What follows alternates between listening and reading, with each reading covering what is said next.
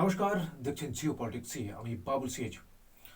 বাংলাদেশের ইলেকশন শেষ এবং এই মুহূর্তে যে একটা মহল তৈরি হয়েছে বাংলাদেশে, মানে কে জিতবে সেটা হচ্ছে যে বিএনপির যে চেয়ারপারসন এবং প্রাক্তন প্রধানমন্ত্রী বেগম খালেদা জিয়ার যে পুত্র তারেক রহমান, তার পাল্লা ভারী রয়েছে বর্তমানে। 212টি ভোট তিনি পেয়েছেন, জামাত পেয়েছেন 77টি এবং অন্যান্যরা পেয়েছেন 7টির মতো আসন।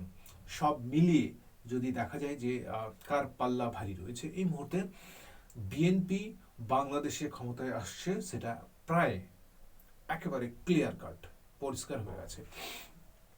তবে ভারতের প্রধানমন্ত্রী নরেন্দ্র মোদী আজকে শুক্রবার বিকেলের দিকে তারেক রহমানের সাথে কথা বলেছেন।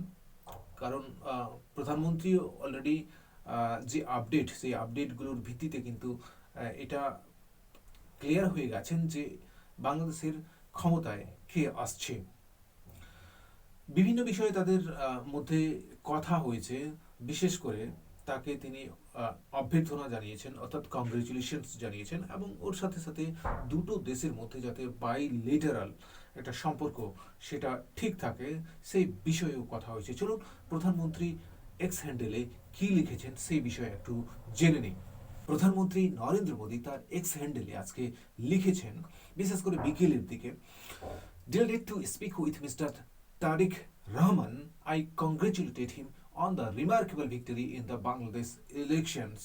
I conveyed my best wishes and support in his endeavor to fulfill the aspirations of the people of Bangladesh. As two close neighbors with deep-rooted historical and cultural ties, I reaffirmed India's continued commitment to the peace, progress, and prosperity of both our peoples.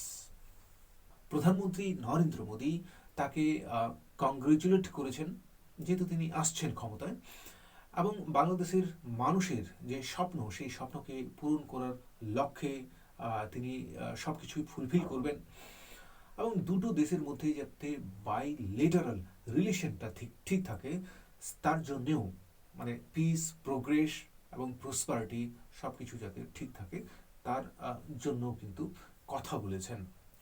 তবে বাংলাদেশের প্রাক্তন প্রধানমন্ত্রী বেগম শেখ হাসিনা তিনি বর্তমানে ভারতে এক্সাইলে রয়েছেন, এবং তিনি ভারত থেকে জানিয়েছেন যে এই ইলেকশনকে বয়কট করা উচিত, কারণ যে হিসেবে ইলেকশন হয়েছে সেটা মেনে নেওয়া যায় না, অর্থাৎ তার মধ্যে কারচুপির তিনি মনে করছেন যে কারচুপি হয়েছে।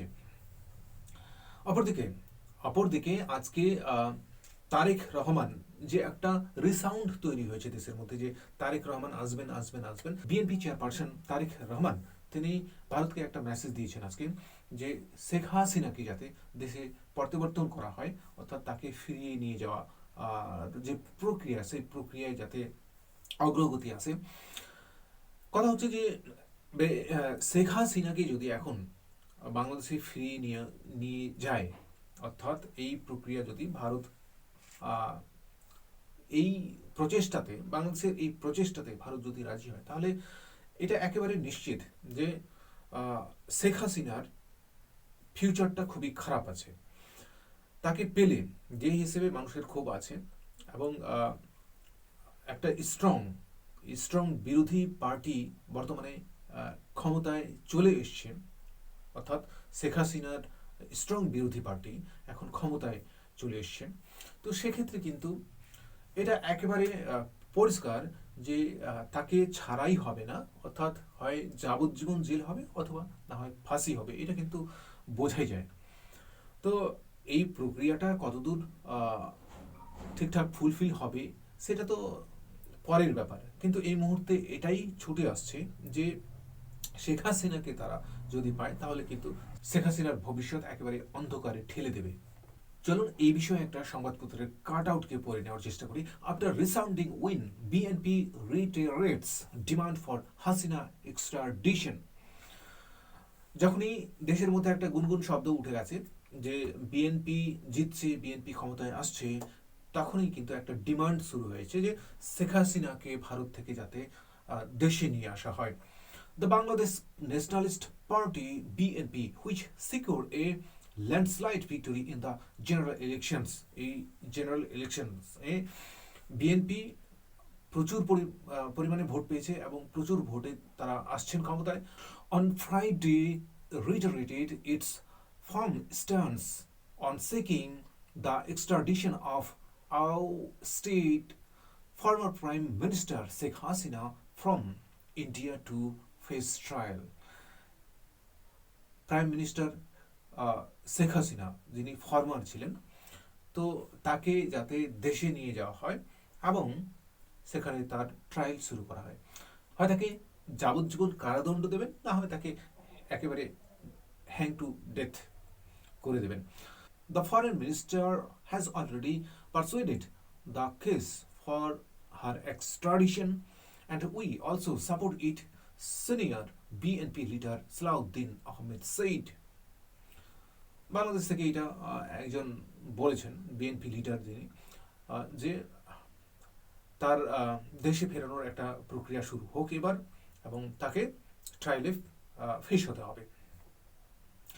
যাই হোক, বাংলাদেশের ইলেকশনে এটা ক্লিয়ার যে 13তম যে ইলেকশন, সেই ইলেকশনে বিএনপি ফিরে আসছেন দেশের ক্ষমতায়।